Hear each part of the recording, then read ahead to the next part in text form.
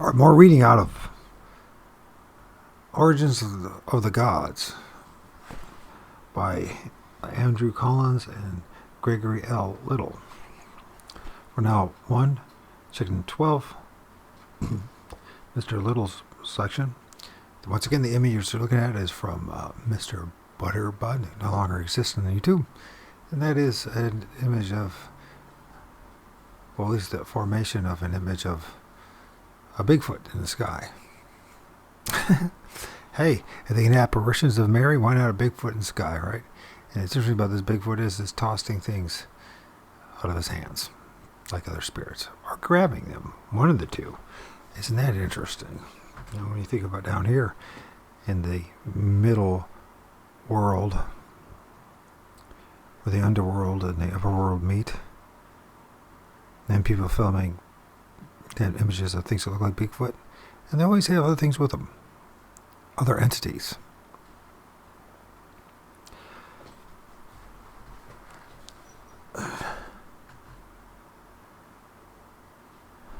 Even with extraordinary claims and extraordinary evidence, most people still not accept it. So what do you do about it? Nothing, except keep on pursuing the truth. And if you have to leave the rest behind. It's unfortunate, but that's how it goes. It's not the way I want it, but then again, nothing I want in this world is the way I want it. Only the illusion as such. Anyways, the scientists, because of part 1, section 12, scientists look at the UFO phenomenon. In 2019, ACE 2019 poll revealed that more than half of Americans believe that life exists elsewhere in the universe, and that nearly 30% believe that aliens are currently visiting Earth. In 2018, a 2018 poll by Chapman University tells us that nearly 57% of Americans believe that advanced ancient civilizations like Atlantis once existed, and more than a quarter of the Americans believe in telekinesis. And perhaps more importantly, a 2019 Gallup poll found that 16% of American adults admit that they have personally seen a UFO.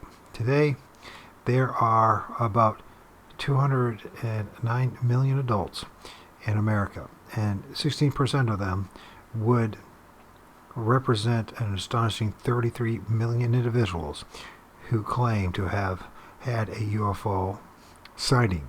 I've had two definitive ones for sure since 2017. One in 2017 and then one in about 2019.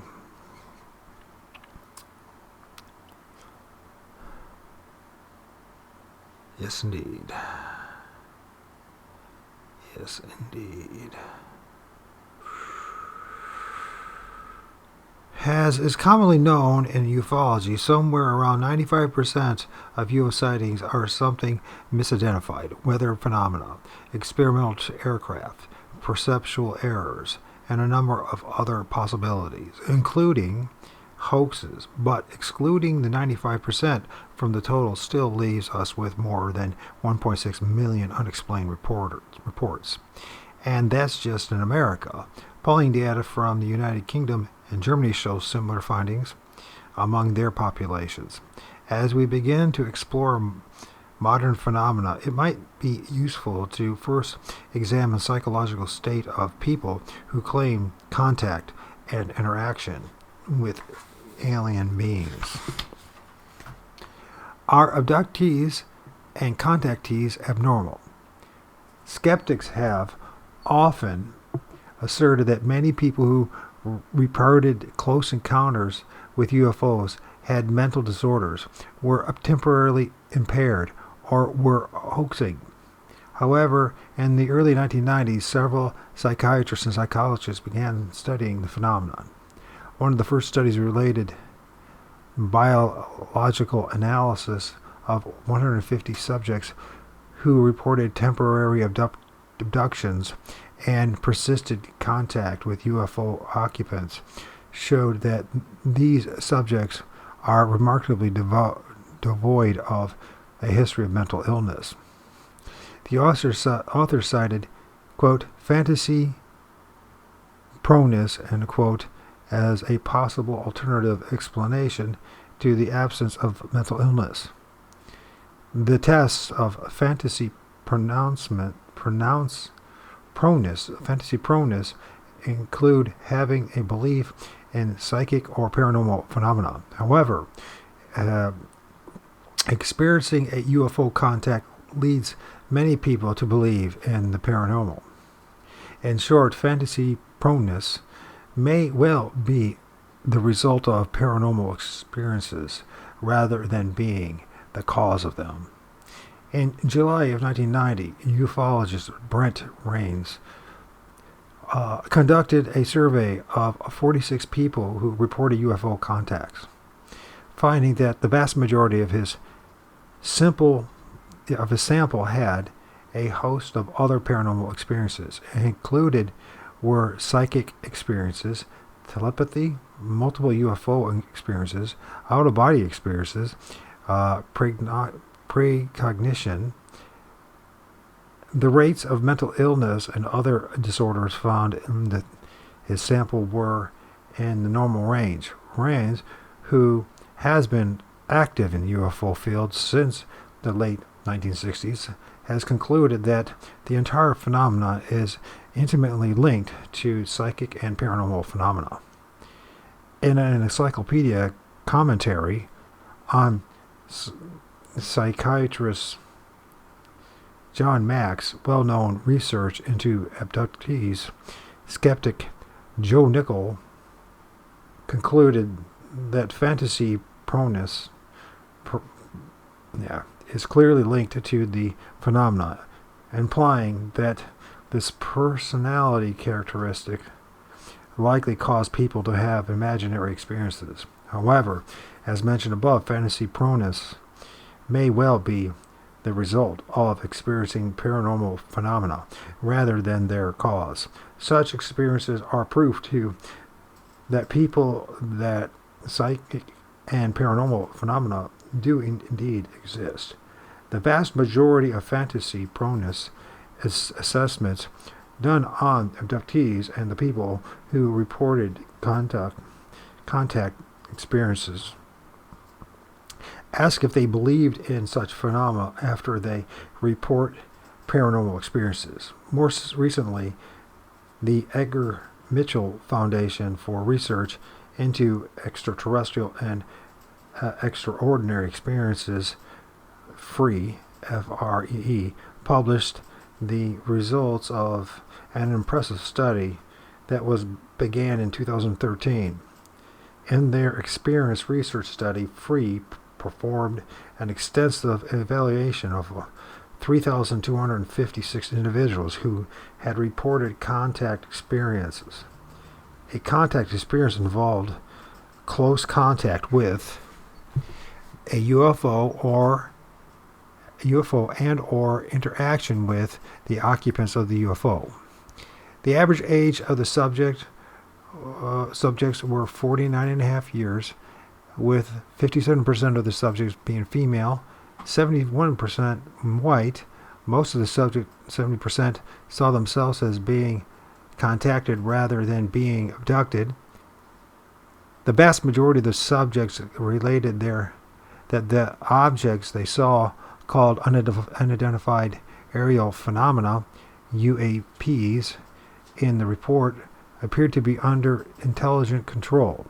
Half of the subjects interacted with a being from the objects, or in some cases with multiple beings. And don't forget about drone technology is phenomenal at this point, so you gotta always put this in there, whether we like it or not. And we're just getting the back end of all of it. Remember that too. And they can emit brilliant white lights if they want.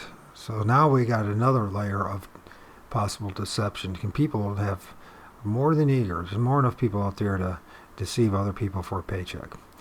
With respect to the UAP objects, nearly all were described as brilliant lights, a large glowing luminous orb. Perhaps most interesting was the typical description of the beings associated with the contact. More than half of the subjects described the entities as energy beings with human characteristics, and nearly all the contacts involved some type of communication between the beings and the humans. Significantly, almost so they're not even talking about aliens at this point. Energy beings that look human. We don't hear much about that, do we? Not as much as probably should be talked about, to be honest with you. Significantly, almost all of the individuals in the study reported that after their experience they had a greatly heightened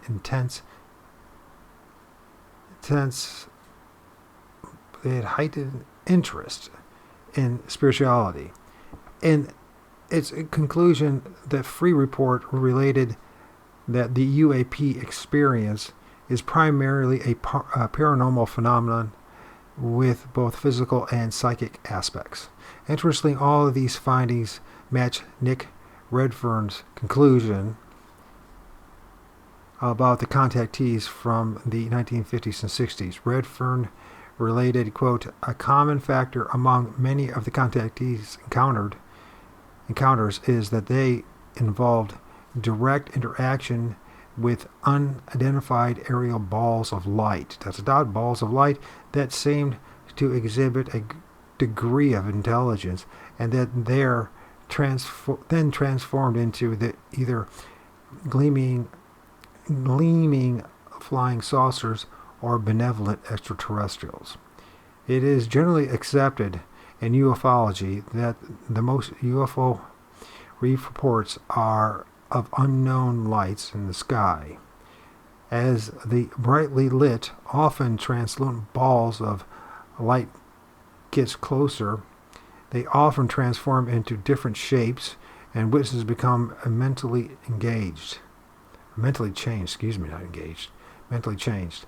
There have been several fields of study of the phenomena made by scientific teams.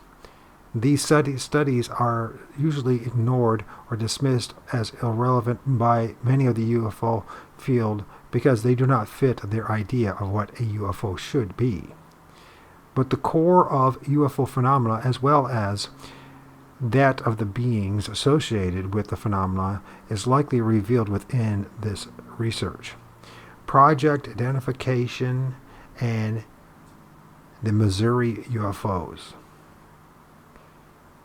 In 1973, a 7-year-old UFO field study dubbed Project Identification began at Southwest Missouri State University, SEMO, in Cape Gerardo.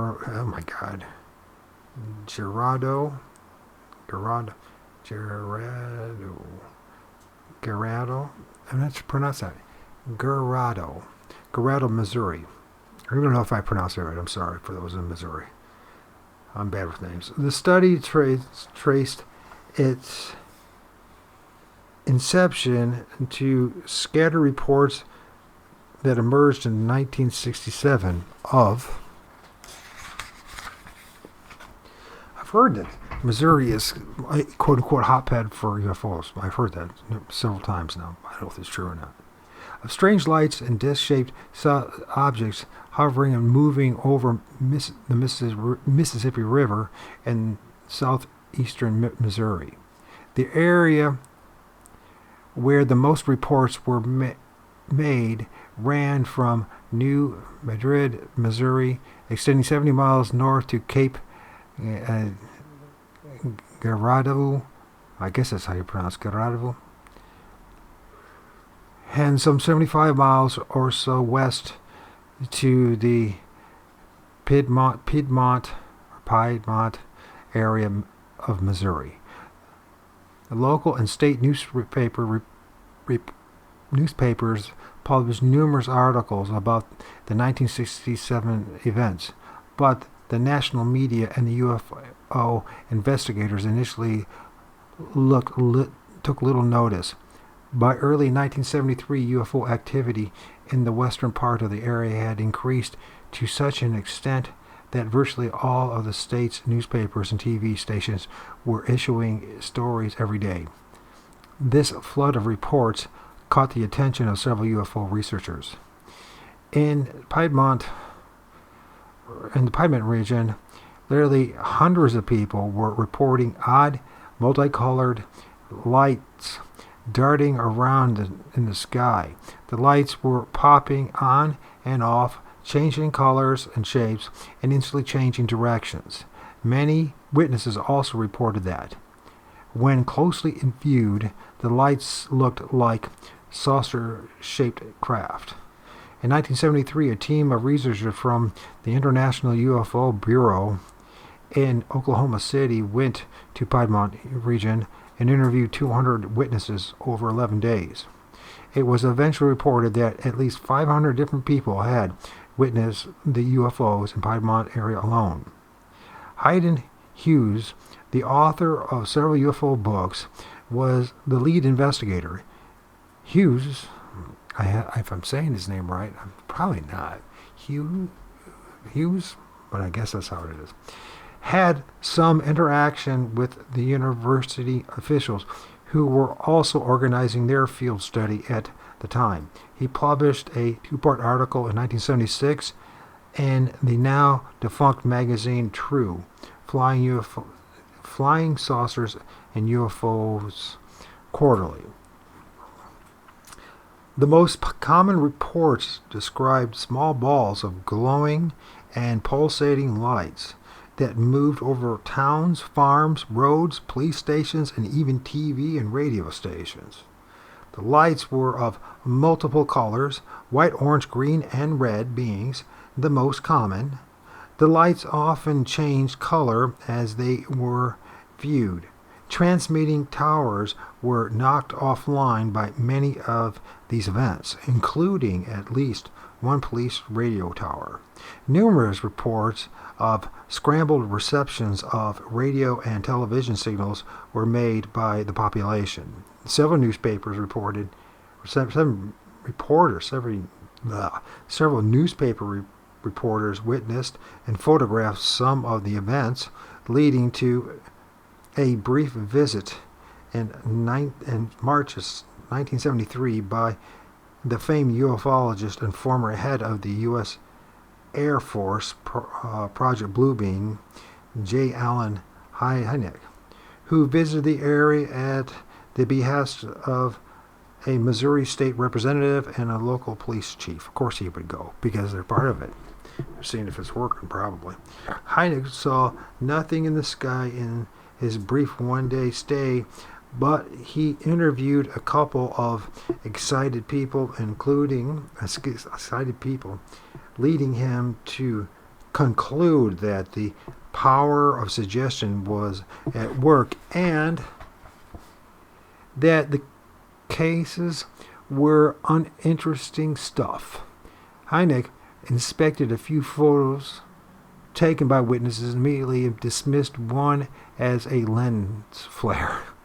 Then he left his disinterest and dismissal of the ongoing flap was a curious twist to the affair. In brief, Hynek left almost as soon as he arrived, just before the most impressive reports and photos were made. Hynek never investigated the oldest reports. He did not interview the various policemen who made reports. He never went to the area where the current activity was taking place. Hynek did mention that one report made by Coach Reggie Bone and 5 players on his high school baseball team was inexplicable. The Coach Bone reports. According to Hayden Hughes, True articles, and the book Project Identification by Harley Rutledge, the chair of SEMO, Department of Physics, in 1973, Reggie Bone was touted as, quote, the best known and most popular person in the area, end quote. He was highly successful baseball coach of Clearwater High School and was idolized in the entire region. On February 21st, 1973, Bone and some of the members of his team were returning to Clearwater after playing in a tournament in Dexter. It was a dark night with the moon below the horizon. As they drove by flat agricultural fields, they spotted a light hovering above the tree line across the field. The light was rotating rapidly and alternating colors.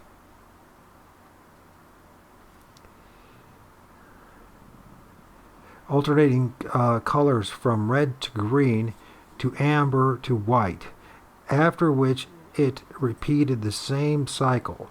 They also saw an intense light shining down on the ground from the hovering and rotating form. Bone recalled that they first suspected the object was some sort of aircraft, but concluded that they didn't know what it was. About a half an hour later, the group again encountered what they thought to be the same object. The light was now floating over an open field next to the road. Bone stopped the vehicle and everyone got out of the car. The object was less than 200 yards, 183 meters away, hovering silently about 50 feet or 15 meters above the ground. It was rotating and showing the same varying light pattern as the group as they had previously observed. After watching the object for 10 minutes, the group saw it rise. In complete silence, it quickly flew over a nearby tree line and out of sight. Bone asked the players to keep the event secret, but the media was tipped off the next day. Bones reluctantly verified the details after reporters contacted him. All the players and Bones gave essentially the same description and details about the event. As a footnote, Bone tragically died from a rare disease in 1977 at the age of 48. But his story never wavered.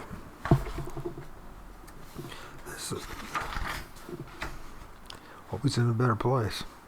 Other witnesses of the UFO event during this massive flap included police officers, engineers, college students, and reporters. Piedmont Police Chief Gene Bearden stated that in early 1973 his office had received over 500 reports during the first month of sightings.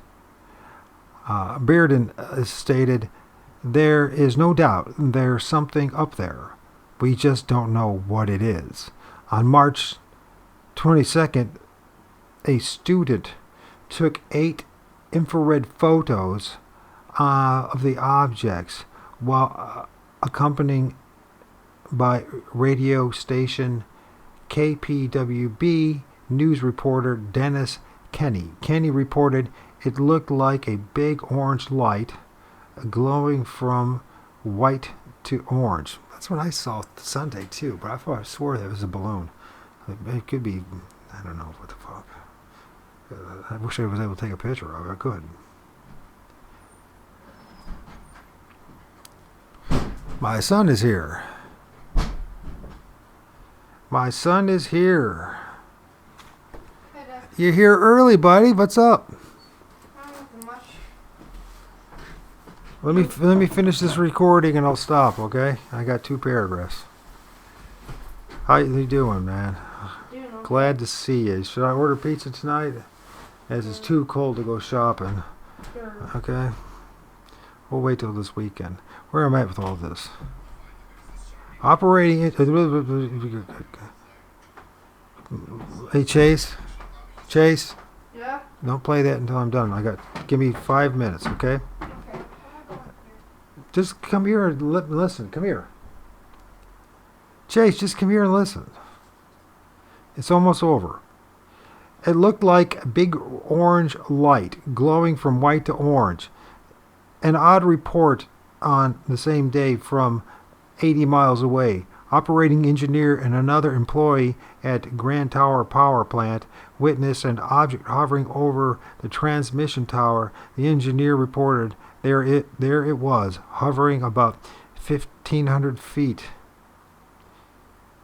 That's 450 meters in the air and about 200 yards, 180 meters away. It was a round-shaped object, about 25 to 30 feet, 7.5 to 9 meters in diameter. It looked like a high-intensity red light with lots of light coming out of it. Seemed to be portals. The lights coming out of it seemed to be portholes.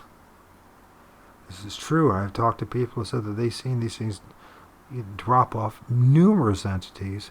They don't look like aliens. They look like all sorts of things, including Bigfoot, and pick them up again. This is the claim. The lights were flashing and causing a spinning effect. I looked at it for 2 to 3 minutes until it darted behind the power plant and almost like a blur. In April of 1973, Bone and 5 others witnessed 2 more objects. One of the witnesses was KPW's manager Dennis Hovis. 2 glowing orange lights were watched as they floated silently over the nearby tree line. Another curious report came from a nearby housewife at the same time. She was driving home in the daytime and was showed by another car and she couldn't pass. Looking off to the side, she was stunned to see an object hovering over the trees. It was round, with the exception of 3 domes on the top, one on the top of the other.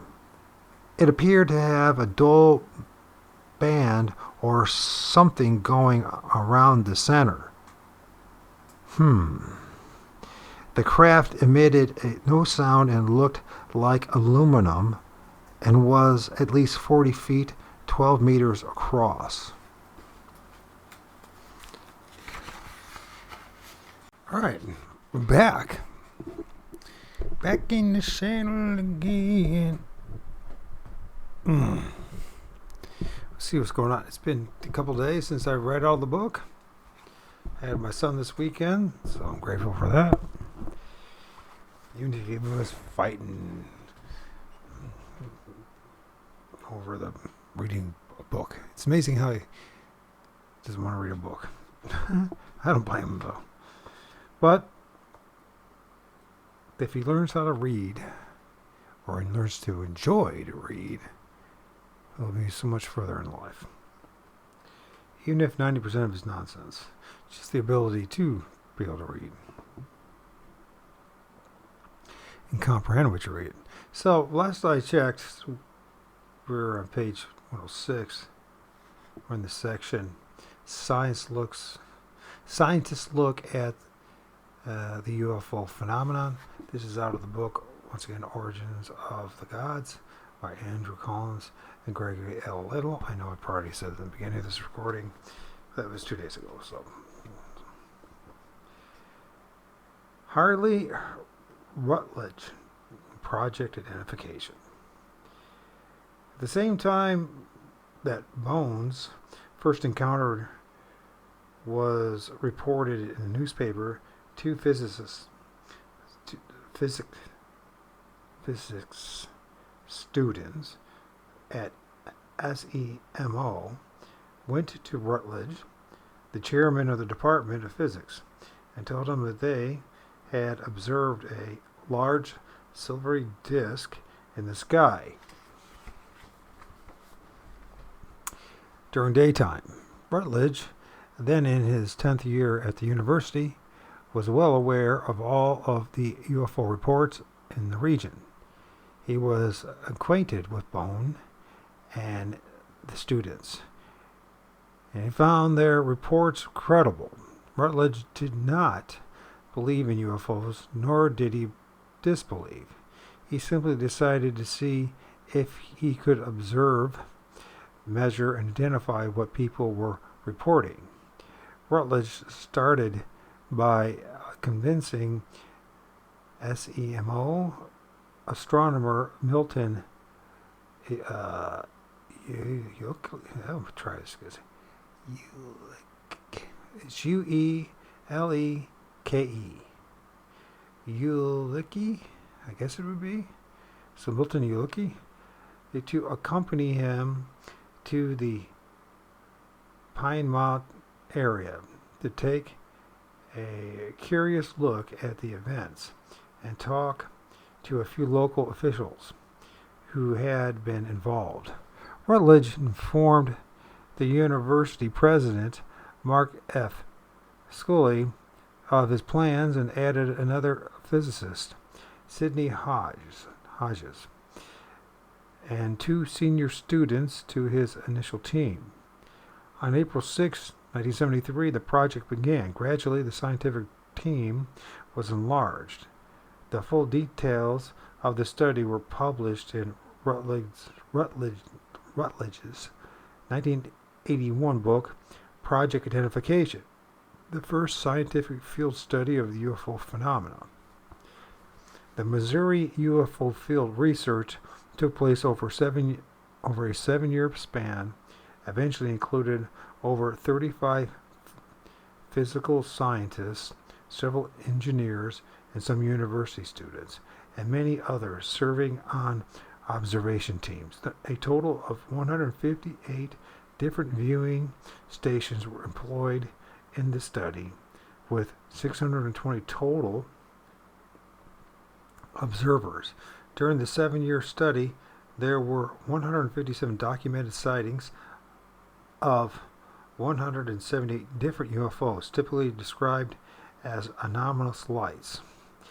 In many of the reports, the lights were observed close up and were revealed to be more than simple balls of light. Equipment that was used included binoculars, telescopes, cameras, light sensing devices, a magnetometer, is that how you pronounce it? Sound recorders, Geiger counters, spectrum analyzer, field meters, and radios. And just imagine what they have now, right? Project identification findings. The number of UFOs observed by the team was the greatest in 1973, when 106 different cases were recorded. In 1974, there were 26 cases. The years of 1975 through 1979, inclusive total of 25 cases. It was clear that the phenomena they were observing dropped precipitously around 1976. This region is in the heart of the highly active New Madrid seismic zone. Let me try that again. I didn't pronounce it right. The New Madrid seismic zone, according to that earthquake zone, right?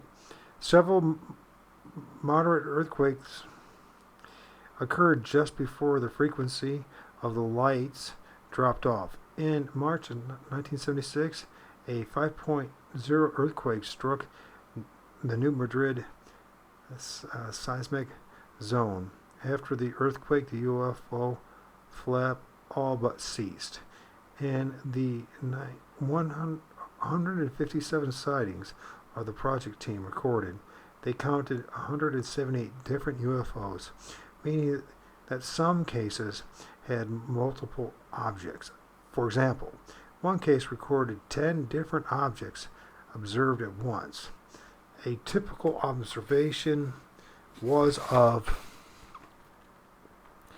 a light that blinked on far in the distance above the horizon.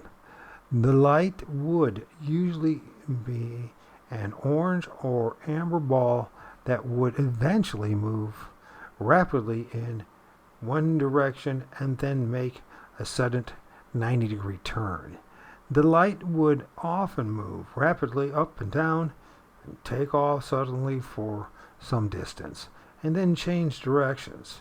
In some cases, the objects rapidly flew directly over the observers. Some sightings included rectangular objects with four lights. You don't hear any times about a rectangular, right? You hear triangles, but rectangulars? That's different. Which were observed close up with telescopes.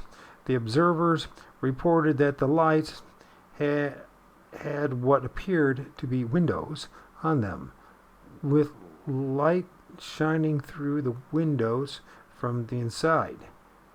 Triangulation and timing equipment were used to measure the speed, distance, and size of the objects.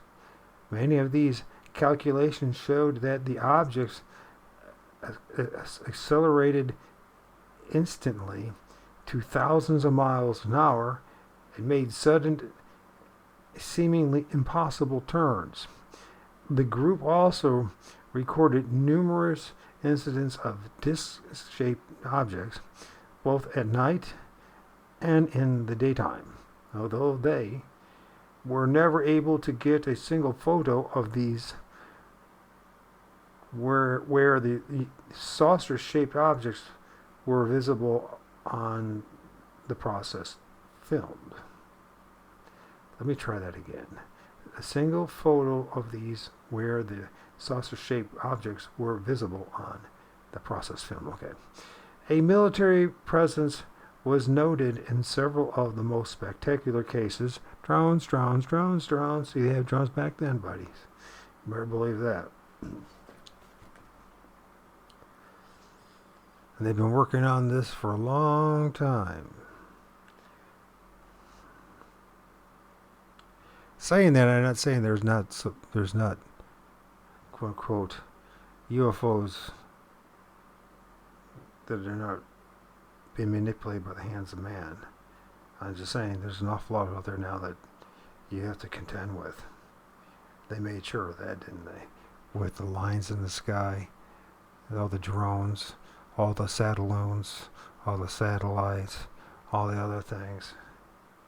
It's hard to know what you're seeing at this point, especially if you're not in the know, which most of us are not in the know. That's just a reality.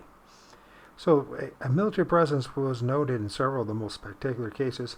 Numerous fighter jets and helicopters occasionally flew in the area where the phenomena was actively being observed and photographed. Rutledge tried to determine if the military presence was causing the phenomenon or investigating it.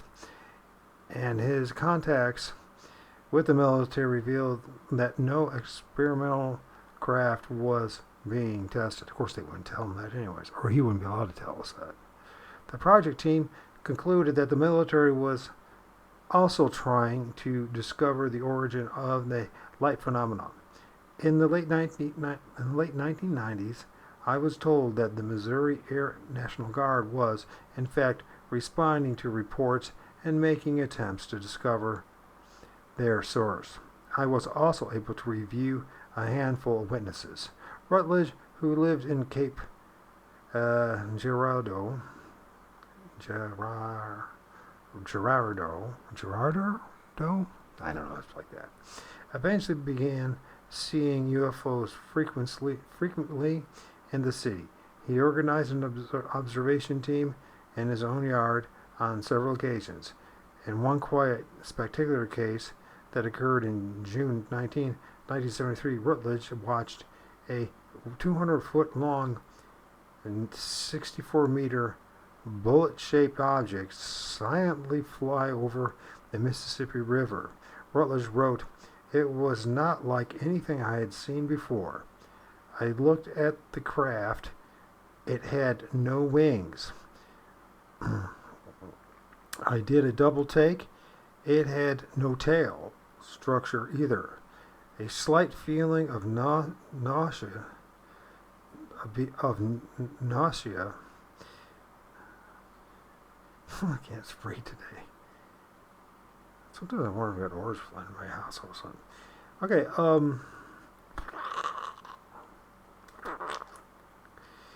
sorry about all this. I want to get myself in the mood again here. It was not like anything else. So he had a feeling of nausea overcame him. He says this, and slight feeling of nausea overcame me. Any lingering doubt I had about the existence of UFOs had vanished with the objects. In the 1990s, I managed to interview another witness to this event who confirmed the details. While he was generally non-committal on the nature of the UFOs, Rutledge determined that some of the discs and lights observed in the daylight by teams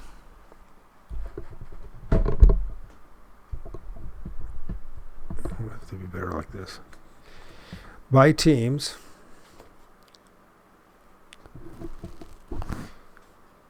were perhaps plasma with some sort of guiding intelligence. In his summary, he wrote, "The plasma balls seen in the daylight certainly suggest remote control." He also suggested that radiation in the form of microwaves was perhaps the way the light forms moved. An unexpected finding of project identification was that everyone on the team became convinced that the objects responded to being observed.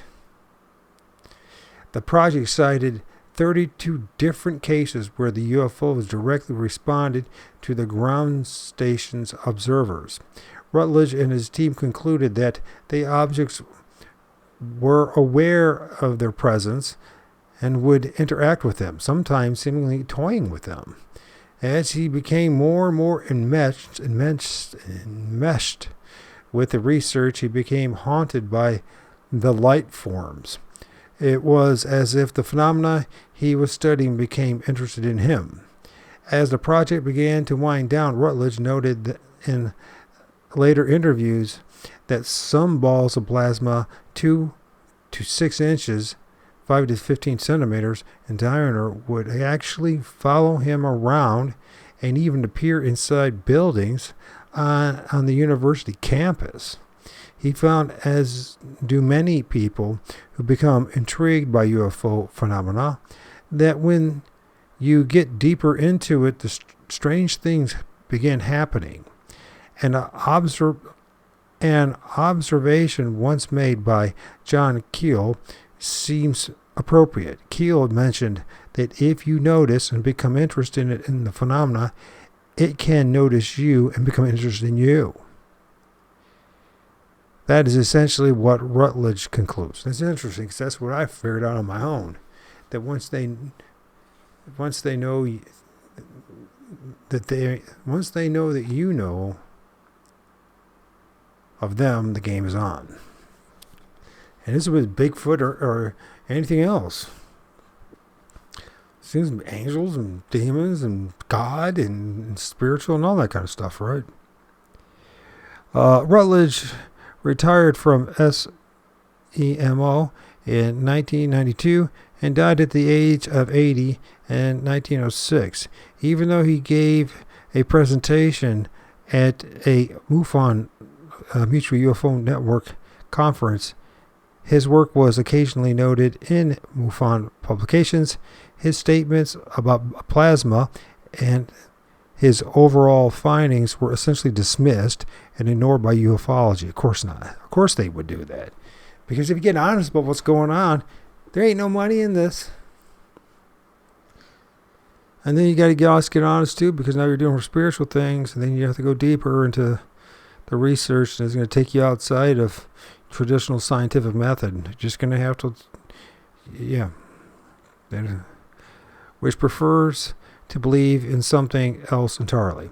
At least one other scientist independently investigated the Piedmont UFOs. John Mullen, a research chemist working for the McDonnell Douglas Research Laboratories, visited Piedmont several times. Mullen, who has specialized in plasma gas research, reported that what was being seen were plasma formations, which he added were poorly understood. Indeed, in the 1970s, plasmas were known to be the fourth state of matter and were then simply defined as ionized balls of gas. Plasma research at the time was truly in its infancy. In 1968, Philip Klaus, the ultra-skeptic regarding UFOs, called plasmas a family of freak atmospheric electrical phenomena related to ball lightning, a collection of highly electrified air that glows intensely in a wide spectrum of colors. The idea of plasma might have some form of intelligence and be able to interact with those witnessing it, have the ability to change shapes, and have some intrinsic purpose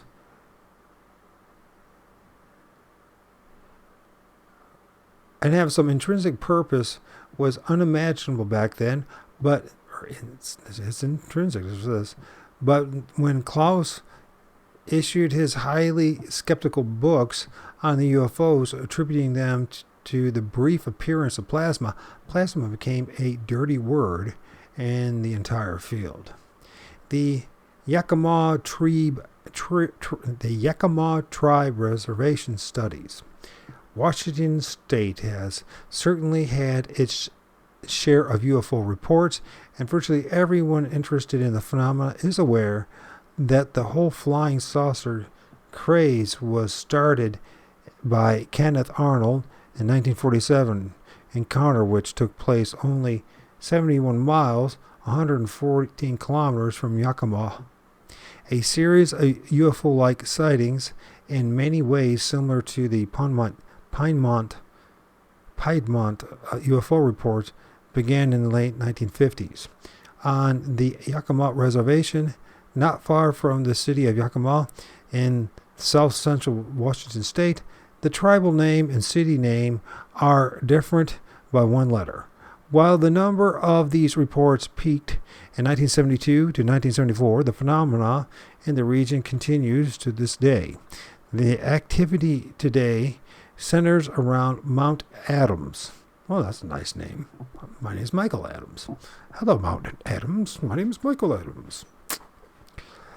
And occurs frequently. Also notable in the fact that the highly scientific research on the Yakima phenomena. So there's Yakima and there's Yakima. Wait a minute. So there's Yakima and there's Yakima. Have I been saying that one word? So it's saying Yakima phenomena began during the peak years of its manifestation. I should reread this whole thing, but I'm not going to because I got so many other things I need to do. I'm not worried about this being professionally done. I'm worried about the research itself. Although there were few scientists involved in the Yakima studies, in some ways the research is more important than Piedmont. Yakima tribe, the Yakima tribe has legends and an oral history that takes the UFO-like activity on their reservation well back into time.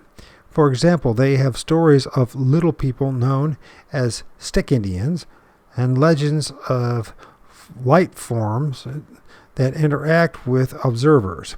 However, the earliest documented UFO report that I can find from Yakima comes from 1957. The report was gathered by ufologist George Long in an interview with Larry George.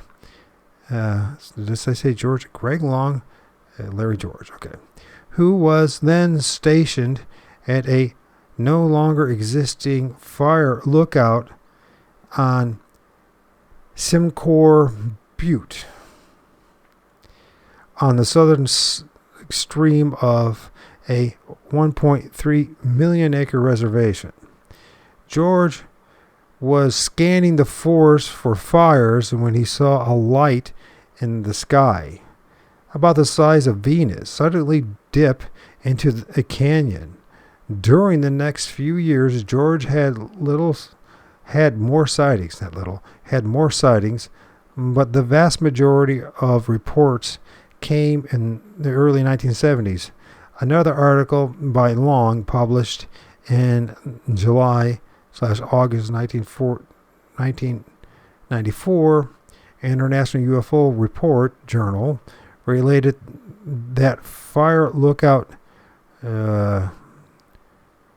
Dorotha Strum was reporting the strange lights as early as 1960. The reports of lights being remarkably similar to those in Missouri. Globes of multicolored lights were seen to hover, dart between the mountain peaks and the valleys, and make... if this has been going on for so long, how are these guys today making money while doing this stuff? How are these guys having hundreds of thousands of subscribers and selling mugs and T-shirts? If this has been going on for this long, which apparently it has been, which then tells me that have we all been suckered into something else again that anybody that's bothered to look into this stuff has known about for decades?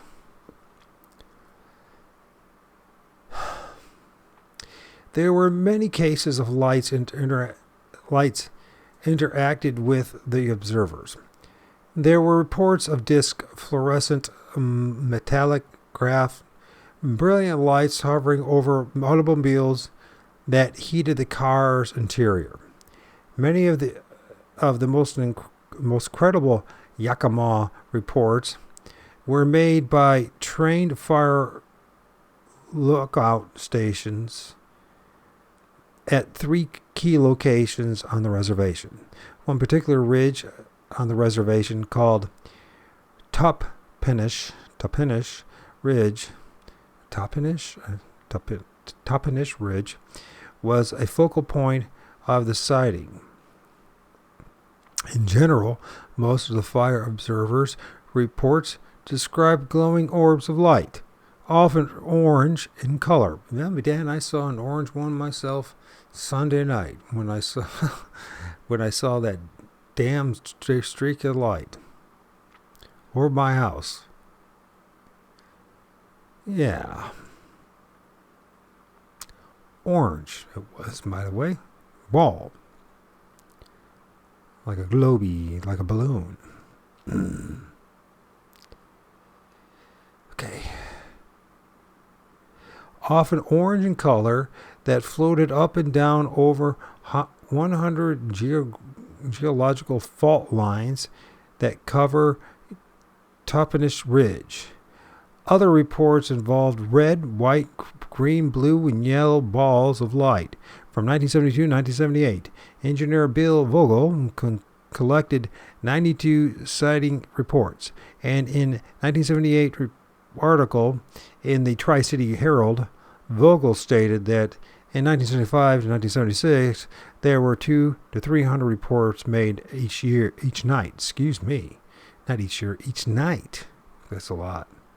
Another article published by the Yakima, with an I, Herald Republic in 1978, Vogel said that virtually all the people engaged in fire lookout posts had seen the anomalous lights.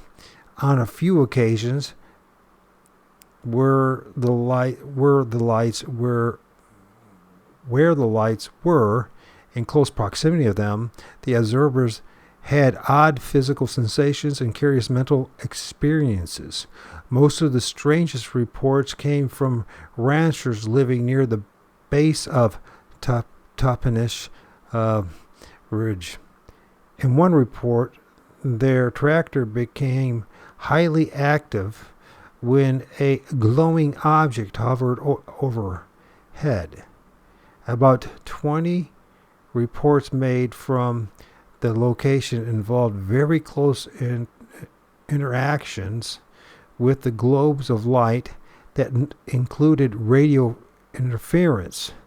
Some observers described paralysis, hearing footsteps outside, hearing whistle sounds, oh yeah, and smelling fumes. A mother and daughter reported encountering a 7-foot tall creature on the road beneath Toppenish, and one of some 25 Bigfoot-like reports made during the flap. One object on Yakima research examining the Earth light theory, the Yakima UFO microcosm, written by George Long, was published by the Center of UFO Studies in 1990. In the book, Long relates that in 1972 Vogel contacted J. Allen Hynek, who met with Vogel in April at Toppenish Ridge. Hynek then made a request to the tribe for permission to study the phenomena. The tribal council granted the request, and engineer David Akers from Seattle was asked to organize and conduct the research. Akers set up a variety of instruments and finished a 2-week study for Hynek's organization. However, Akers continued research into the anomalous lights at Yakima until about 2002, when the tribal council decided that it was time to discontinue the study.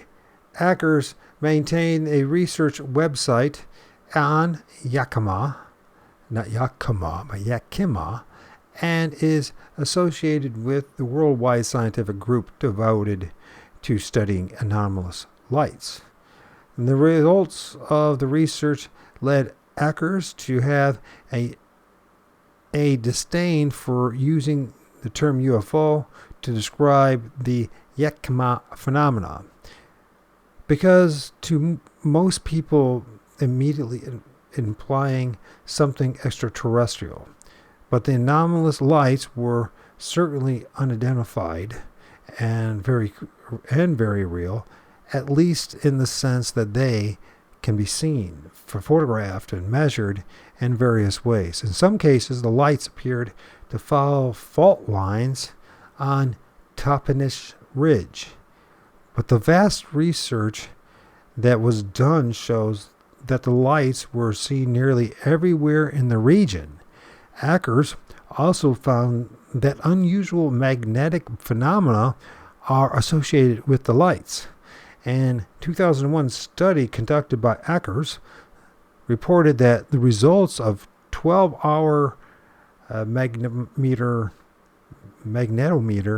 recording made from the Satisfier Outlook on the Yakima Reservation, that one with an A, Yakima. The study found numerous implicated magnetic pulses. Let me try this. They found numerous inexplicable magnetic pulses lasting from 30 milliseconds to 15 seconds. The pulses sounded a pattern symmetry with characteristics of some sort of unknown mechanical origin.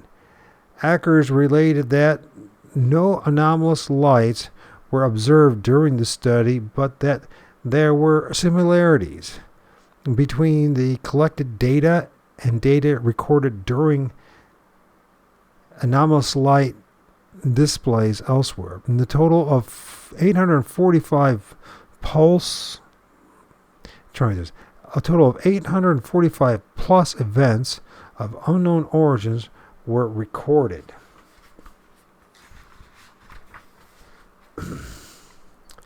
Long's 1990 book on Yakima concluded that the phenomena greatly diminished after Mount St. Helens erupted in 1980, and the pulses, and that plasma and related tectonic strains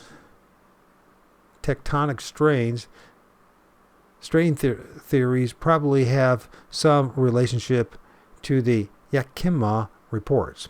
The region did see less earthquake activity after Mount St. Helens erupted, but activity has increased in recent years. Hackers, of course, there probably wasn't that many. There were less people around that area, right, because of it. I don't know. Maybe it could be.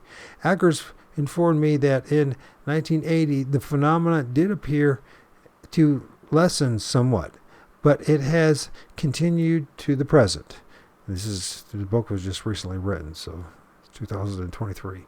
In essence, what Yakima research certainly demonstrates is that something very real does manifest into UFO-like light, and that it can create bizarre experiences with witnesses when witnesses are close.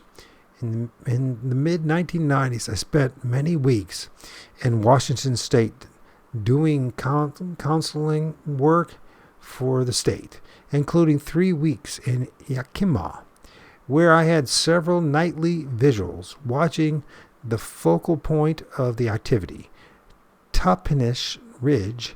Several government officials of Washington State accompanied me on these visits. I also gathered as many newspaper articles and reports as possible, and I talked to a lot of people. I saw nothing whatsoever unusual there at night. However, what I did find came as a surprise. The type of surprise that occurred before digital cameras were invented, when we still had to have film developed. One of the things that I did was take about a dozen 35 millimeter photos of Toppenish Ridge during the daytime. Appearing in many of those photos, and significantly on none of the other photos on the same roll of film, and simply on none of the other photos on the same roll of film, were opaque blobs of amorphous white light and what looked like smoke rising in rings in the sky. The blobs were not at all similar to modern orbs, but were oddly defined shapes. According to the university photo lab I was using, they were not film developing defects, but were just curious anomalies that they couldn't explain. It was intriguing, but at the time I was diligently working on other professional matters. I also interpreted it as a trickster effect, something to divert my attention. Space critters. One of the most unpopular UFO theories of all time was actually proposed by Kenneth Arnold, and can also be found in the 1949 government project signed UFO report. Naturalist Ivan T. Sanders and mysteries writer Vincent Gaddis were both proponents of this idea, but the major author associated with this seemingly bizarre idea was Trevor James Constable. It goes by several different names, but it is best known as the space animal or space critter theory. Arnold wrote that UFOs are groups of masses of living organisms. This doesn't sound all that unreasonable, to be honest with you. It's at an interdimensional level or ultra-dimensional level that are as much a part of our atmosphere and space as life we find in the oceans.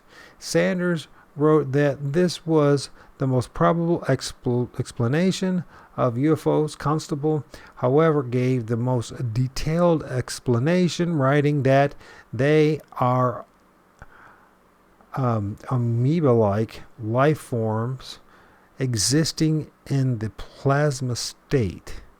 They are not solid, liquid, or gas. Rather, they exist in the fourth state of matter, plasma, a living heat substance. He went on to relate that they are in the infrared portion of the electromagnetic energy spectrum and are thus typically invisible. As a section on Ron Story's Encyclopedia of Extraterrestrial Encounters relates, quote, the space animal theory has never captured the public imagination, and it has not been seriously considered by most UFO researchers, end quote. Indeed, Rutledge's research has also been largely ignored because there isn't much in it that pointed to an extraterrestrial presence. And of course, that doesn't go along with the official deception, the agenda, part of the New World Order agenda, right? Okay. There were no crash saucers. Yakima remains only a curiosity to UFO researchers because it also doesn't point to something extraterrestrial. No crash saucers or obvious aliens there either. In mainstream ufology, Yakima and Piedmont investigations are used as evidence that scientific research has proven the existence of UFOs, but this statement is then used as a springboard to ideas that do capture the imagination of the public, or the spin masters manipulating our minds. So, what conclusions can we make here? First, the vast majority of UFO witnesses do not have mental disorders, and after experiencing an unknown, seemingly paranormal event, they tend to embrace spirituality.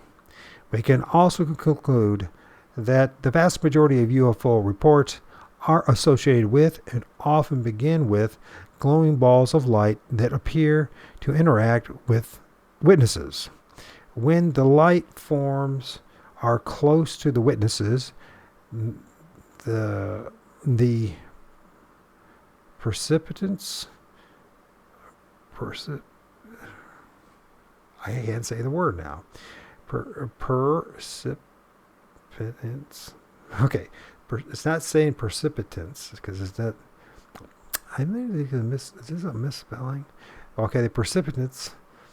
The precipitants. Okay, the precipitants' mental state changes, and the light can take on humanoid or alien forms. Even the scientific analysis of some of the most important UFO flap reached the same conclusion. Many of the scientists involved concluded that they were dealing with a plasma-based phenomena that was poorly understood at the time. In essence, paranormal or UFO phenomena appeared to form a massive interconnected puzzle with so many pieces that it is incomprehensible to those who focus on just one aspect. That'd be the end of that reading. I'm sorry for the the crap you're reading. It's really having a hard time doing it. Anyways, that's cool. So that was that section. And that would be part 1, section 12. The scientists look at the UFO phenomena. And I don't think I have to worry too much about copyright issues, as no one's ever going to pay me a dime to read this. But I can say this.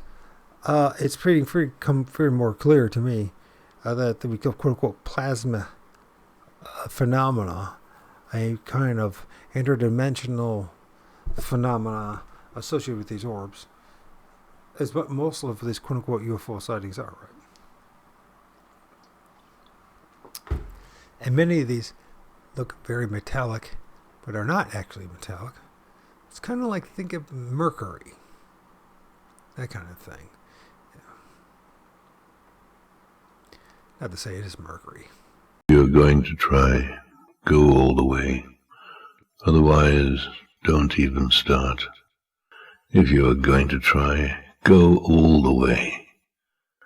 This could mean losing girlfriends, wives, relatives, jobs, and maybe your mind.